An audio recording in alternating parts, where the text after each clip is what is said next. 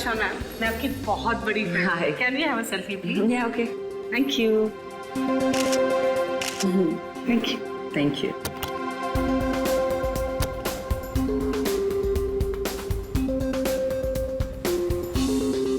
तो वो set complete हुआ? यप।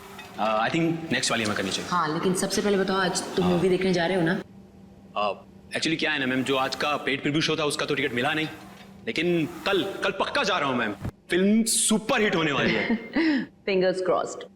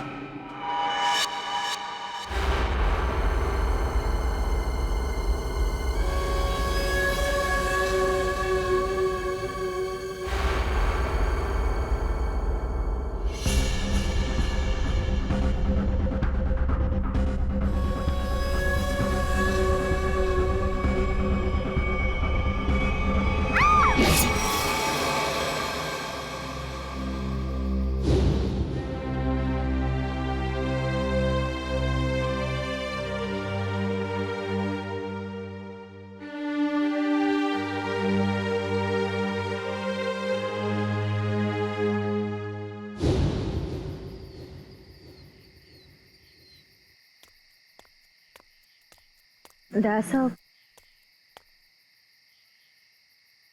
सर आयशा, कहिए सर, क्या बात है? वो मुझे तुमसे कुछ पूछना था। हाँ, पूछिए। शायद तुम ये शादी किसी दबाव में तो नहीं कर रही हो ना? नहीं सर, आपको ऐसा क्यों लग रहा है? मुझे इसलिए ऐसा लग रहा है क्योंकि तुम्हारे सारे फैसले, तुम्हारी बातें मुझे तुम्हारे नहीं लग रहे हैं। ऐसा लगता है कोई जबरदस्ती तुमसे। नहीं सर, ऐसा कुछ भी नहीं है। श्रेया, तुम मुझे बताना नहीं चाहती हो तो ये अलग बात है, पर कुछ तो है जो तुम्हें मजबूर कर रही है शादी करने के लिए। और मैं तुम्हारे हर फैसले की इज्जत करता हूं। बस मैं ये जानना चाहता था कि तुम ये शादी अपने खुशी से कर रही हो, ना कि किसी के दबाव में आके। एक दोस्त होने का इतना हक तो बनता है मेरा, इसलिए पूछा। कोई बात नहीं, तुम खुश हो तो मैं खुश हूं।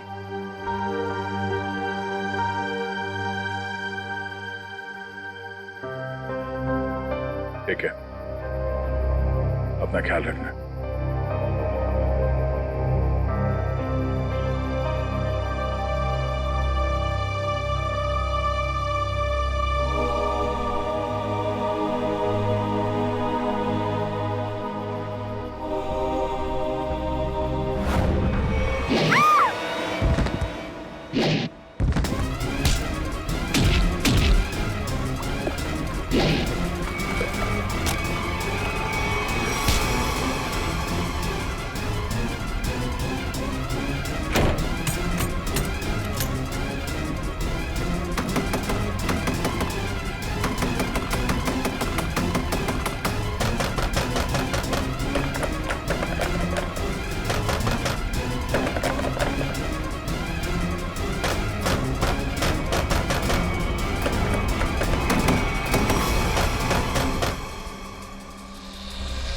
नहीं सर, मैं उसका चेहरा नहीं देख पाई, वो मास्क पहने हुआ था।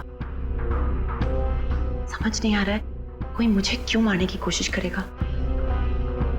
सर, जब बिपाशा जी काफी देर तक चेंजिंग रूम से बाहर नहीं आई तो मैं चेंज रूम तक गया। मैंने देखा सर कि अंदर से कुछ अजीब सी आवाजें आ रही हैं। तब मैं अंदर गया, लेकिन वहां कोई भी नहीं था सर। बिपाशा जी बाथरूम के अंदर लॉक थी। आज कोई अनजान आदमी जिम के अंदर आया? नहीं सर। अच्छा sir, excuse me sir, CCTV footage check कर लिया है। मास्क वाला कोई भी आदमी अंदर नहीं आया, और जितने भी लोग अंदर आए वो सब क्लब के मेंबर्स हैं। अच्छा, कहीं कोई खिड़की वड़की से तो नहीं आ गया?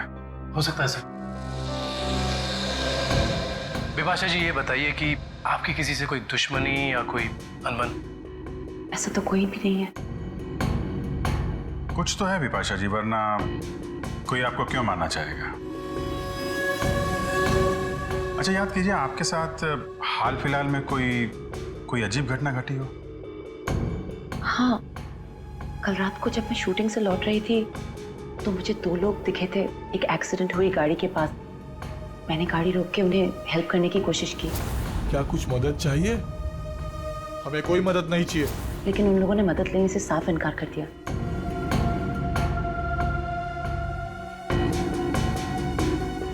आपको उनमें कुछ अजीब लगा? हाँ, एक के कंधे पे चोट लगी हुई थी और खून बह रहा था।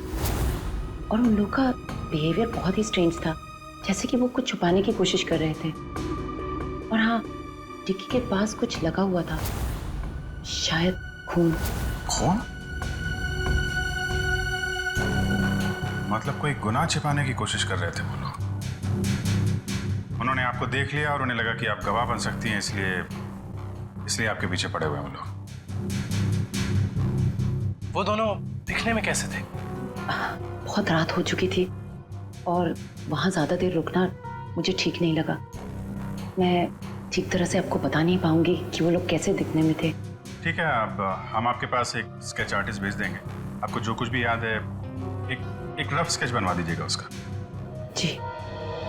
विपाशा जी, आपको उस गाड़ी का रंग, मॉडल, नंबर कुछ याद है? हाँ, वो एक वाइट सेडान थी, लेकिन नंबर याद नहीं है। उन दोनों को एग्जैक्टली आपने किस रोड पर देखा था? घोरबंदर रोड, नर्सरी के पास। हाँ फ्रेडी बता। अभिजीत सर, मुझे यहाँ चेंजिंग रूम के दरवाजे पे खून मिला है। खून? कहीं ऐसा तो नहीं कि विपाशा जी को हाथापाई के दौरान चोट लगी हो? विपाशा जी, आपको कहीं चोट लगी है क्या? नहीं तो। एक्चुअली वहाँ दरवाजे पे हमें खून मिला है। वो शायद उस हमलावर का हो।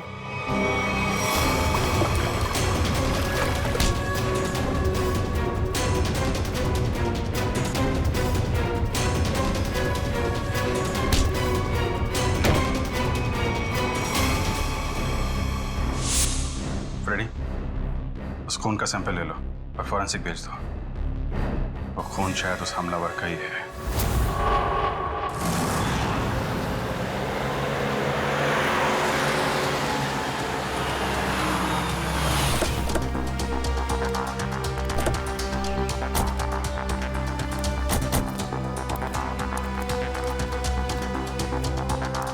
तो तुम्हारी गाड़ी यहीं पर रुकी थी? जी साहब।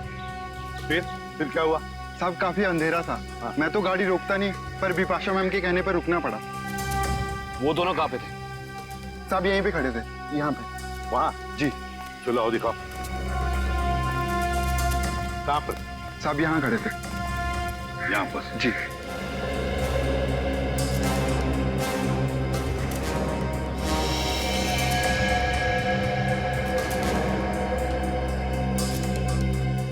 इंजन में लगता है सर। लगता है गाड़ी खराब थी। गाड़ी खराब थी क्या? जी सर।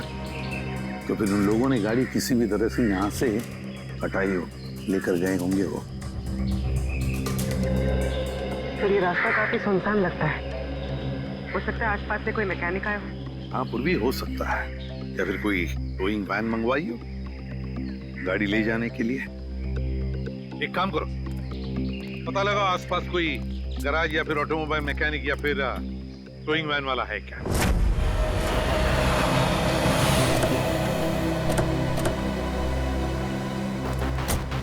दरअसल टोइंग वैन ने घोड़बंदर रोड से एक सफेद रंग की सेडान कार को उठाया था। कहाँ है गाड़ी? सर ये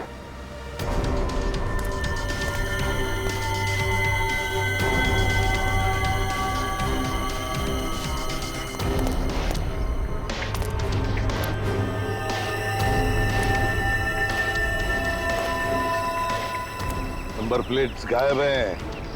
काम करो, तुम और पूर्वी गाड़ी को अंदर से बाहर से अच्छी तरह से चेक करो। एक बात बताओ,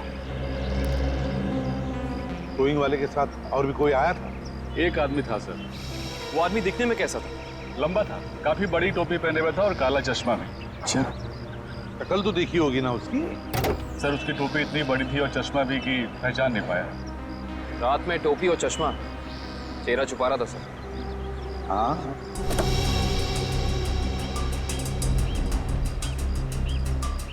एक बात बताओ, ये गाड़ी जब स्क्रैप करने के लिए तुम्हारे पास आती है तो उसके पेपर्स वगैरह चेक किए थे तुमने? सर ज्यादातर उसके ऑनर्स ही आते हैं, इसलिए जरूरत महसूस नहीं होगी। जरूरत महसूस नहीं पड़ी है? गाड़ी के पेपर चेक नहीं किए, आरटीओ को इन्फॉर्म करना पड़ता है, आरटीओ की परमिशन लेनी पड़ती है, ये सब कुछ भी नहीं किया तुमने। इस तरह से काम करते हो तुम? गलती हो गई। गलती नहीं, जुर्म किया है तूने, समझे? Sorry sir. सॉरी सर, गलती हो गई। सर सर गाड़ी में पेपर नहीं है और केसी नंबर भी बुरज के निकाल दिया गया है। ये लो। पेपर्स नहीं, केसी नंबर नहीं। सर हाँ पूर्वी, सर अंदर ये टिश्यू पेपर मिला है, इस पर किसी होटल का नाम लिखा है, होटल ग्रीन पैलेस।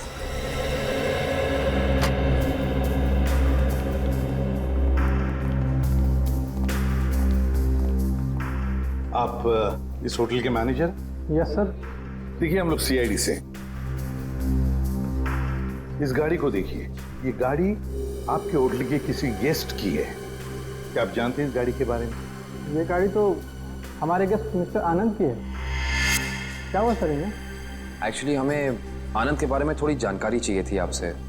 हाँ हाँ सर, पूछिए। ये आनंद जी पिछली बार आपके होटल में कब ठहरे थे? सर अभी 2 दिन पहले तो उन्होंने यहाँ से चेकआउट किया है। अच्छा, आनंद जी की कोई फोटो या आईडी वगैरह कुछ है आपके पास? हाँ सर, उनका फोटो आईडी है हमारे पास। तो गेस्ट की लिस्ट देना। ये रही सर मिस्टर आनंद की डिटेल्स। सर बिपाशा जी ने जो स्केच बनवाया था और इस फोटो में तो बहुत फर्क है सर। अच्छा, चेकआउट के बाद ये आनंद कहाँ गए हैं, उन्होंने कुछ बताया आपको? कोई खबर है इस बारे में? नहीं सर, हमें इसकी कोई जानकारी नहीं है। अच्छा, आनंद जी जब आपके होटल में ठहरे थे वो कमरा हमें चेक करना है उनका। हाँ सर, आप लोग कमरा देख सकते हैं, लेकिन वहाँ आपको कुछ मिलेगा नहीं। क्यों?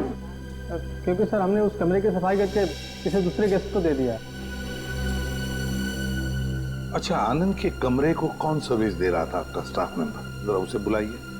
रौनक, आनंद जी के बारे में क्या जानते हो?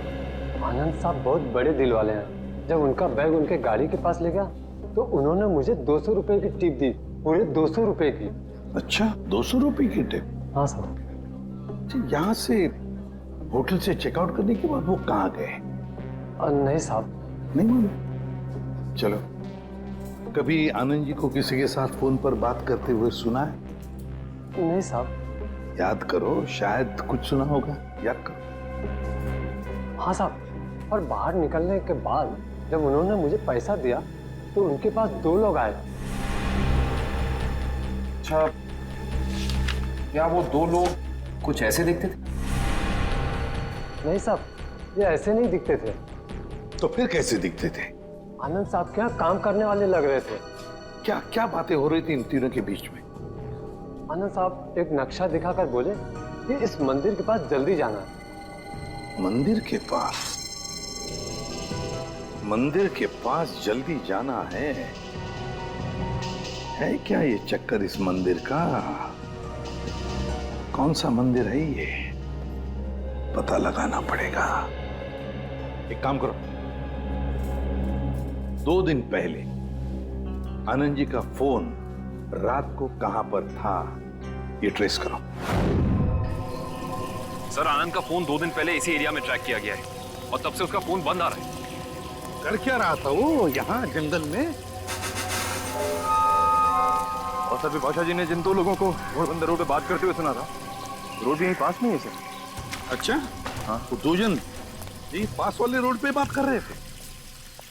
इन दोनों चीजों का कोई ना कोई संबंध जरूर है, जरूर है संबंध।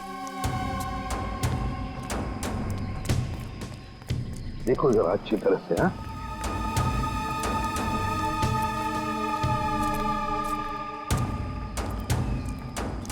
सर अनिकेत, सर यहाँ मिट्टी जमीन से काफी नरम और मुलायम है। हाँ,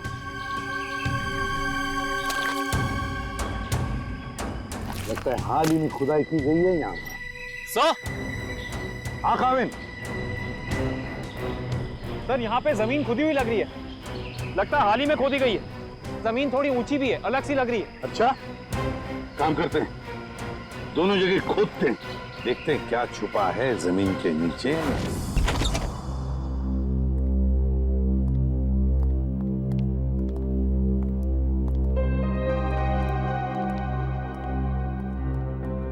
अरे वाह सर, आनंद का घर काफी अमीर आदमी का लग रहा है।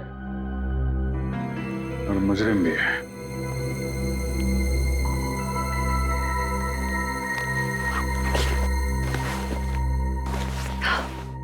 अंदर से शायद आवाज आ रही है।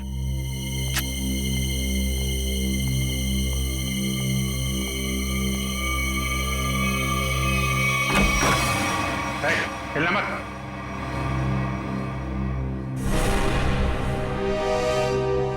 कौन हो तुम? आनंद कहाँ है? मुझे नहीं मालूम।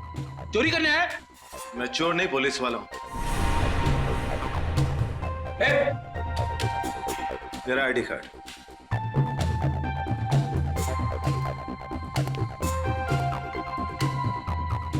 सर। इंस्पेक्टर विशाल। जी। आप लोग कौन हैं? सीआईडी मुंबई। सर। तो इंस्पेक्टर विशाल यहाँ क्या करने आए थे? क्या चल रहा है यहाँ पे? सर मैं उन 2 अपराधियों की तलाश में आया हूं जिन्हें आनंद ने चोरी का कॉन्ट्रैक्ट दिया था। उनकी फोटो है तुम्हारे पास? नहीं सर, वो दोनों अपना भेष बदलकर अलग अलग शहरों में लूटपाट और खून खराबा करते हैं। कुछ मिला आपको यहाँ पे? नहीं सर, मैं ढूंढना शुरू ही किया था कि आप लोग आ गए। ठीक है, छान मारो पूरा घर।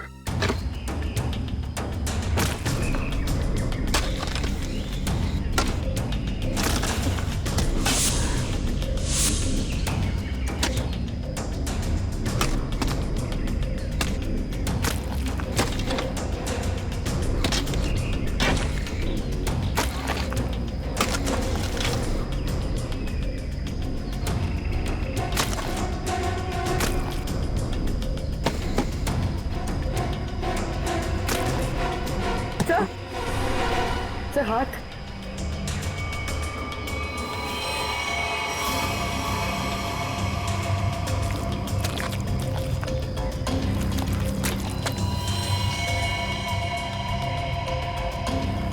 माय गॉड, यहाँ तो 2 लाशें।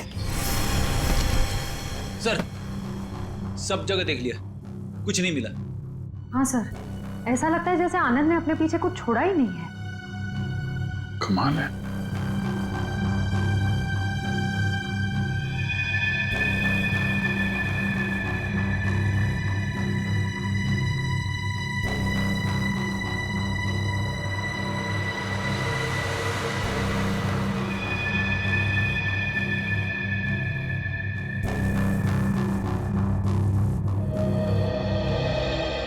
क्या फ्रेडी, ये पेड़ जमीन से ऊपर की तरफ उगते हैं कि नीचे की तरफ?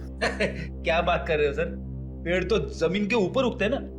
हाँ वही मुझे भी लगा, लेकिन इस पेंटिंग में पेड़ नीचे की तरफ है। अरे हाँ, अरे पेंटिंग उल्टी लगी है यार, और क्या।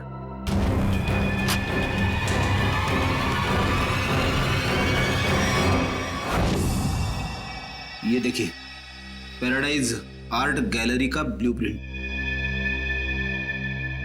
ये सब आर्टिफैक्ट्स की फोटोग्राफ है।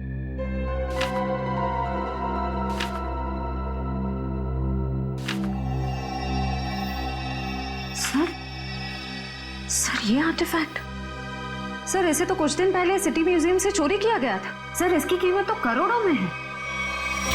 तो ये आनंद उन दोनों मुजरिमों से आर्टिफैक्ट्स की चोरी कराता है और कहीं बेचता है? जी सर। अच्छा सर इस पे कुछ लिखा है सर। 150001 केल्वा।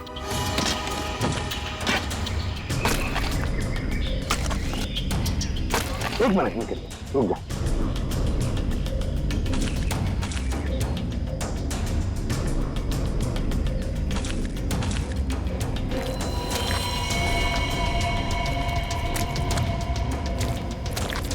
दो लाशें हैं सर।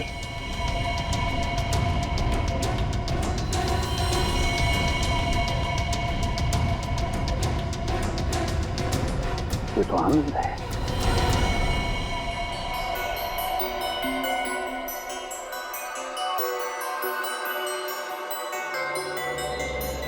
डॉक्टर साहब, इन बॉडीज से कुछ पता चला? हाँ काविन, इन 3 लोगों को तो गोली से मारा गया, लेकिन ये चौथा, ये आनंद, इसकी कहानी कुछ अलग है। हाँ सर, इसके तो चेहरे और सर पे चोट के निशान थे। बिल्कुल पूर्वी, इसके सर पर 2 चोट के निशान हैं, 2 अलग अलग किस्म की चोट के निशान। ये देखो, ये निशान किसी भारी वजनदार चीज की वार से हुआ है और इसकी वजह से इसकी खोपड़ी टूट गई। वो देखो। और ये जो दूसरा घाव जो इसके सर के अंदर तक हुआ है, वो किसी नुकीली चीज से किया गया है, शायद किसी कुल्हाड़ी से। इसका मतलब आनंद के सर पे 2 अलग अलग हथियारों से वार किया गया है। राइट शे, 2 अलग अलग हथियारों से वार एक ही वक्त पे। इसका मतलब हो सकता है वार करने वाले भी 2 अलग अलग लोग हों। सर एक बात समझ में नहीं आ रही है, अगर खूनी इन तीनों को गोली से मार सकता था तो आनंद को, सर आनंद को इस तरह मारने की वजह टॉर्चर तो नहीं है? इसका मतलब एक बात तो तय है सर कि आनंद की इन दोनों हमलावरों से कोई गहरी दुश्मनी होगी, वरना कोई किसी को इतना दर्द देकर क्यों मारेगा इतनी बेरहमी से। सर उस बेलबॉय ने इन 2 आदमियों को पहचान लिया था, ये आनंद के साथी थे। और ये चौथा आदमी शायद इन लोगों से मिलने जंगल में गया था किसी काम से। और इतना ही नहीं सर, उन्होंने आनंद को मारा और उसकी गाड़ी भी लेके भाग गए। अच्छा, जिम के चेंजिंग रूम में जो खून मिला था उससे कुछ पता चला? नहीं काविन, वो सैंपल्स हमारे रिकॉर्ड में किसी से मैच नहीं होते।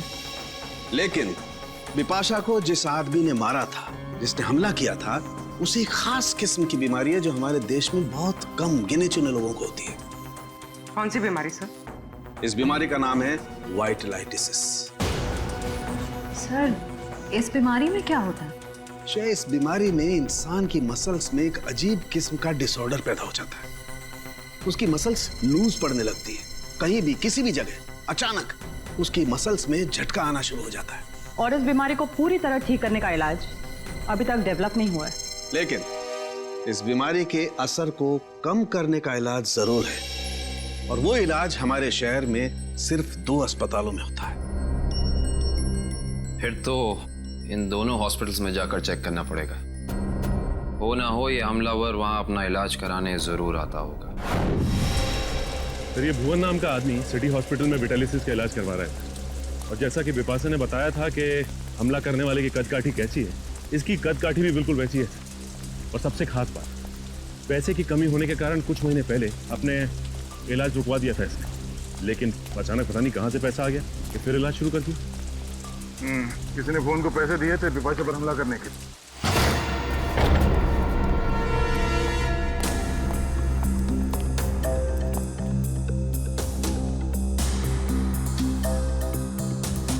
लगता है सर उसे हमारे आने की खबर मिल गई थी, इसलिए शायद वो निकल गया। रो पागल।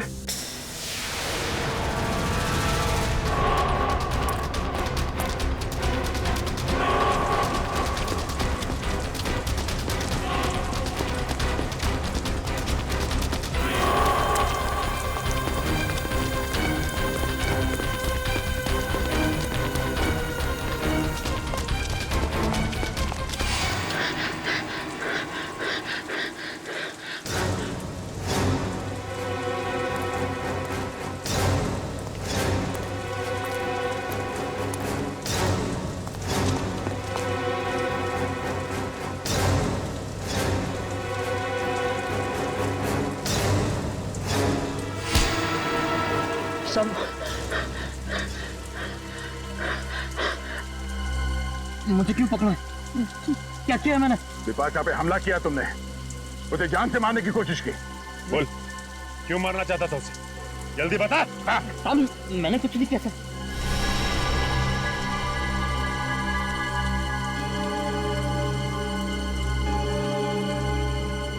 बताता हूँ साहब, बताता हूँ। बता। साहब मुझे पैसों की बहुत जरूरत थी। उन दोनों ने मुझे कहा बिपाशा पर हमला करने के लिए था। इस वक्त वो दोनों कहाँ मिलेंगे? मुझे कुछ नहीं मालूम साहब, कहाँ रहते हैं, कैसे दिखते हैं, कुछ नहीं पता था मुझे उनके बारे में। इनके लिए काम करता है, उनके बारे में कुछ नहीं जानता तू? हाँ? सच कह रहा हूं साहब, 2 बार वो मुझसे मिले और दोनों बार उनके चेहरे ढके हुए थे साहब, छिपा के रखे हुए थे उन्होंने। तो ऐसे बच नहीं सकता है। का नाम, फोन नंबर या पता कुछ तो बताना पड़ेगा, वरना हम तेरी क्या हालत करेंगे ये सोच भी नहीं सकता। समझा? सामने सच कह रहा हूँ साहब। साहब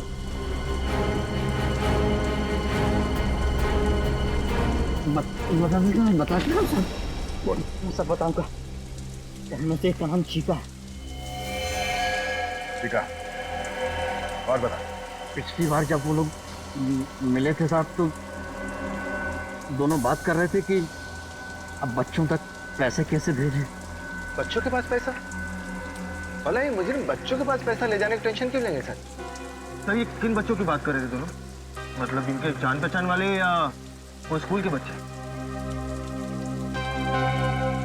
ये किसी अनाथ आश्रम के बच्चे हैं। अनाथ आश्रम?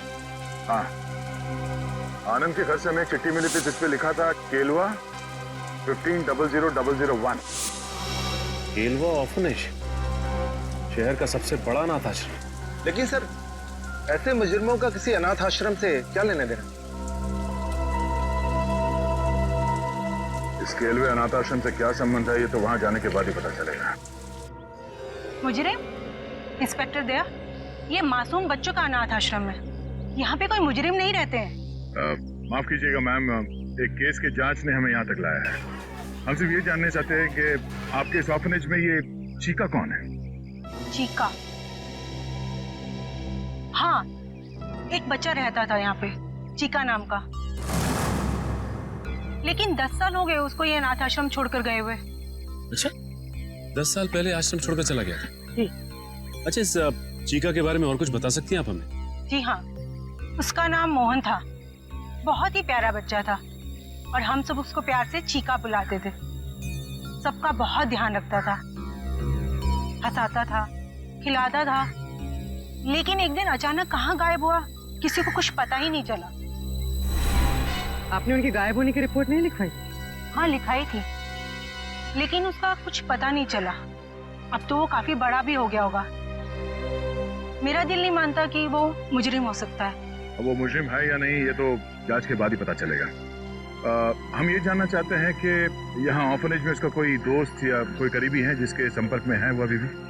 हाँ, उसका एक दोस्त था, शेखर, लेकिन वो भी कुछ महीने बाद अनाथ आश्रम छोड़कर चला गया और एक चिट्ठी लिखकर रख गया था जिसमें लिखा था कि मुझे ढूंढने की कोशिश ना की जाए। सर हो सकता है ये शेखर ही मोहन का पार्टनर, मेरा मतलब चीका का पार्टनर। अच्छा, चीका और शेखर का कुछ सामान है यहाँ पे? और चीका का बैग? हाँ।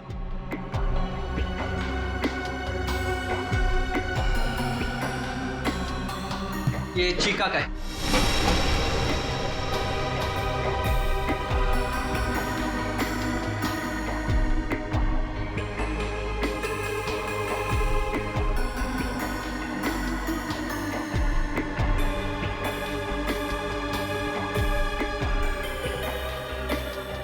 सर इसमें कपड़े और खिलौने के अलावा कुछ नहीं मिला। हाँ सर, इनमें तो ऐसा कुछ भी नहीं है जिससे शेखर और मोहन के बारे में पता चल सके।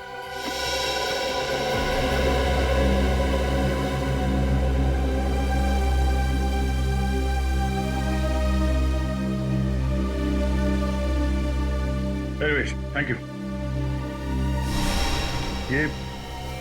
ये क्या लगा तुम्हें? फोन कैसे है? वो कुछ नहीं, एक छोटी सी चोट लगी थी। सर यही सवाल मैं इससे पूछ रही हूँ, पर ये कुछ जवाब ही नहीं दे रहा है। जल्दी बताओ रमेश, क्या हुआ? कुछ नहीं सर, वो बस ऐसे ही छोटी सी चोट लग गई थी। सर 2 दिन पहले जब ये रात को बाहर से आया था तो इसके हाथ से खून बह रहा था, पर इसने कुछ जवाब नहीं दिया। सर बिपाशा जी ने 2 दिन पहले रात को जिस आदमी को देखा था उसके हाथ पे भी चोट का निशान था। हाँ सर, ये केलवा अनाथ आश्रम और इसके हाथ पे लगी चोट, ये कोई इत्तेफाक नहीं हो सकता। Thank you very much madam, आपने हमारी इतनी मदद की। लगता है हम लोग गलत थे। और हाँ, थैंक यू चिका। Okay sir.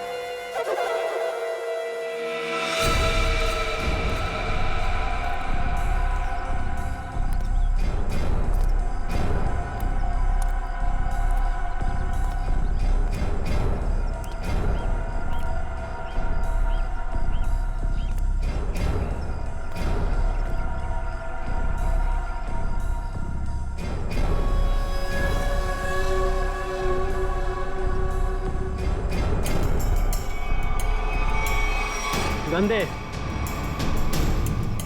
देख इधर।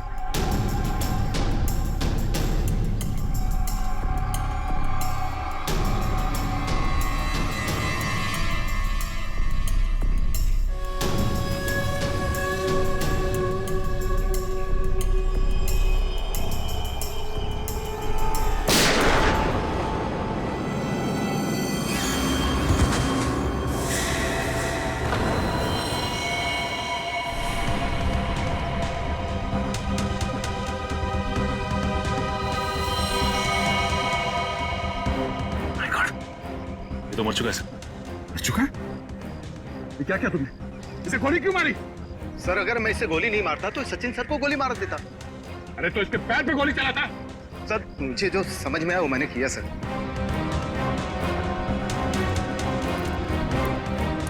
सर ये मोहन तो चला गया, अब कैसे पता चलेगा कि शेखर कौन है और कहाँ है इसका पार्टनर?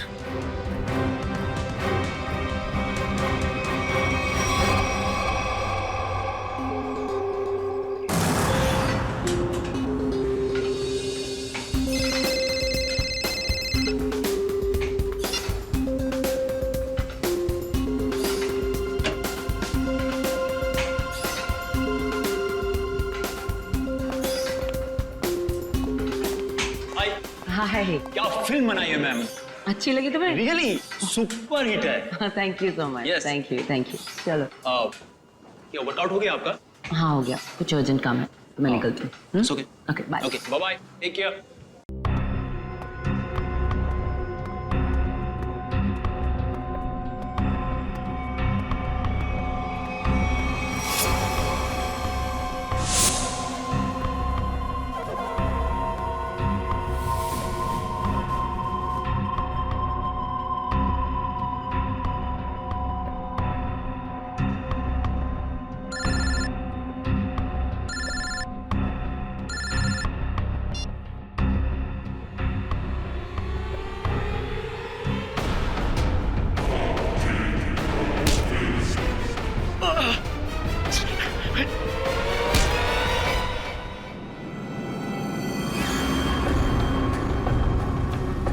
क्यों मारना चाहता तू विपाशा को तू?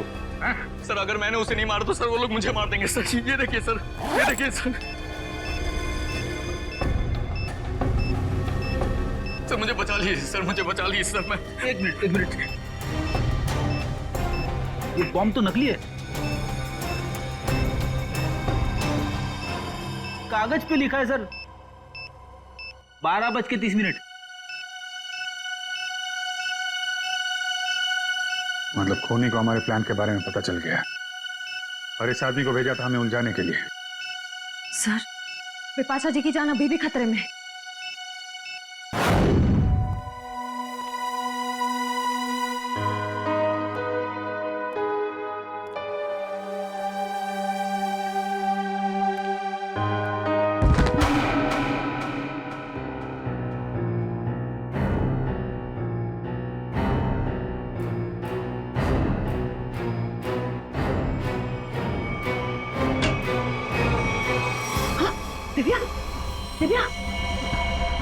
Divya. Oh my God, Divya क्या हुआ विपाशा जी? और इसे क्या हुआ? किसी ने इस पे हमला किया है। एक काम करते हैं, हम इसे अंदर लेके जाते हैं। क्या पता हमलावर इधर ही हो कहीं पे। हाँ चलो।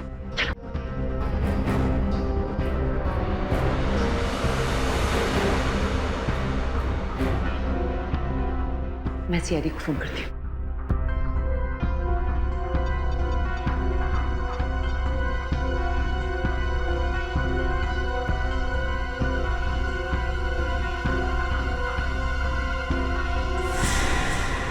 खूनी कोई औरत भी तो हो सकती है।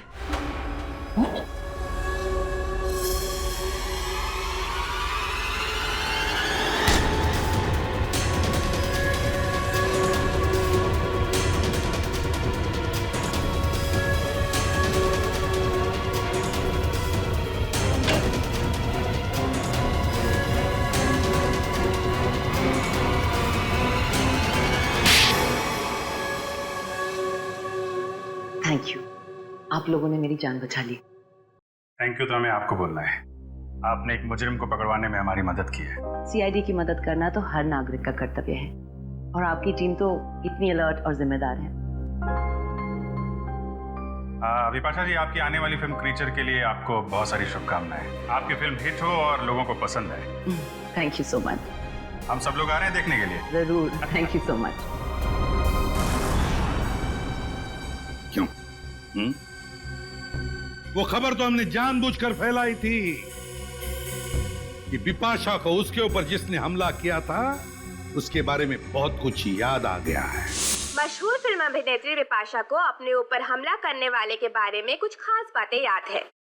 सीआईडी की टीम हिप्नोटाइज करने वाले विशेषज्ञ की मदद से उन्हें पूरी बातें याद दिलाने की योजना बना रही है, जिससे वो अपराधी तक पहुंच सके। इतना बड़ा धोखा। हाँ, इतना बड़ा धोखा। क्यों? तुम्हें क्या लगा धोखाधड़ी जालसाजी सिर्फ तुम ही कर सकती हो? हमें पता था कि मोहन का पार्टनर हमारे इस जाल में फंस जाएगा। वो जरूर वापस आएगा बिपाशा को मारने के लिए। वो पार्टनर है तुम, है ना? मैं और मोहन बचपन से साथ साथ बड़े हुए। हम दोनों एक ही साथ अनाथ आश्रम में पले बड़े। अनाथ आश्रम में साथ साथ बड़े हो गए और किया क्या? गैर कानूनी धंधे। अपनी पहचान तक छुपा ली तुमने। आदमी बनकर लूटपाट और खून भी किए। हम दोनों भेस बदलने में माहिर थे। कोई नहीं जान पाया कि मैं लड़की हूँ। और फिर तुम दोनों ने आनंद और उसके साथियों को मारकर उनके पैसे और आर्टिफैक्ट्स चुरा लिए और बड़ी आसानी से उन आर्टिफैक्ट्स की डील प्लान कर ली। हाँ, वो आर्टिफैक्ट्स हमने चुराए थे आनंद के लिए। उसके बदले में उसने हमें आधे पैसे दिए और बाकी के आधे पैसे वो अनाथ आश्रम में देने वाला था, लेकिन वो मुकर गया। तो तुमने उसे मार दिया, आनंद को भी और उसके साथियों को भी। हाँ। लूटना, लोगों की जानें लेना, 4-4 खून किए तुमने। ये सब कुछ तो तुम्हारे लिए खेल बन गया था, है ना? अब जेल की सलाखों के पीछे खेल खेलते बैठना, दिन गिनने का, फांसी का ऑर्डर आने तक।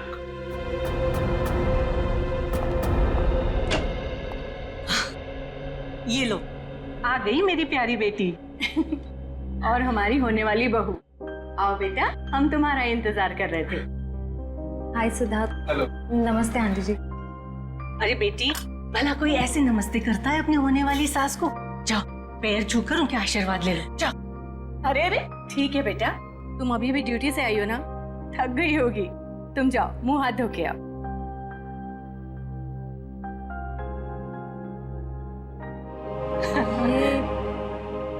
ये सब हमने तुम्हारी और सिद्धार्थ की सगाई का दिन तय कर दिया है।